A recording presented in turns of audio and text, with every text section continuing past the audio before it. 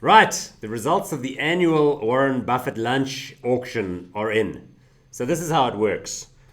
Once a year, Buffett auctions a charitable lunch with himself at the Smith and Walensky restaurant in New York City and your choice of 7 guests. This year, and the profits from the auction, or the proceeds rather, go to a homeless people charity in San Francisco of Buffett's choice.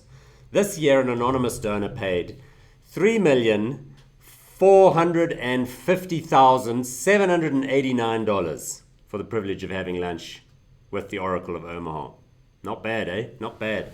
Now, of course, Warren Buffett, the world's most successful investor, will no doubt dispense very, very, very valuable personal finance advice at the lunch, starting with, why on earth would you pay $3.5 million for lunch with anyone, you fool?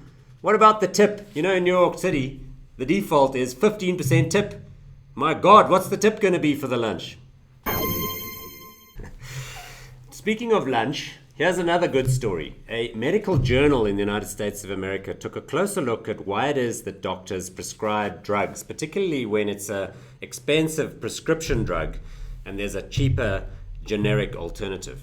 Now, understand that in America it's already totally illegal for a medical company to take a doctor on a golf trip or a cruise or even to a sporting game, but it's still considered okay to give them a free meal. So what they found is it just takes one free meal to make the doctor sharply higher to prescribe the more expensive drug. So what medical companies do, for example, is they send a rep in with a box of pizza. One slice, that's all it takes to make the doctor more likely to prescribe the more expensive prescription drug. What? That's insane. It's true, man. Human nature. The new mayor of Rome, Russell Crowe, Virginia Raggi, wants to deal with the debt crisis in Rome. Apparently Rome's got like 13.6 billion euros of debt. It's an absurd situation. It relates to things like the 61-year-old metro system in Rome, which they're still paying off.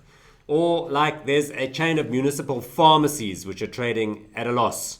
What a surprise. Or worse still, they're still carrying debt from the 1960 Olympic Games. The 1960 Olympic Games.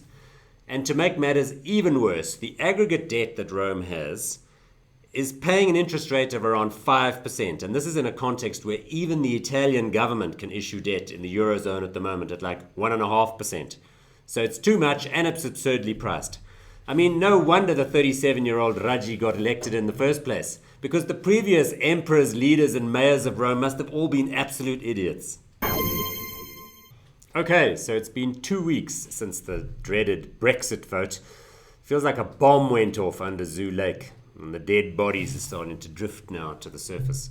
Consider the pound US dollar exchange rate. It was 149 before the vote, now 129. That's like the national report card. Another example, British property stocks. Consider Capital and Counties. That's a company which owns Covent Garden, which is listed here on the Johannesburg Stock Exchange and on the London Stock Exchange. Down 25% there, down 33% here. But what can you say? I mean, consumer confidence in the UK is plummeting. That's not good for retailers, and that's even worse for their landlords. Not good, UK, not good.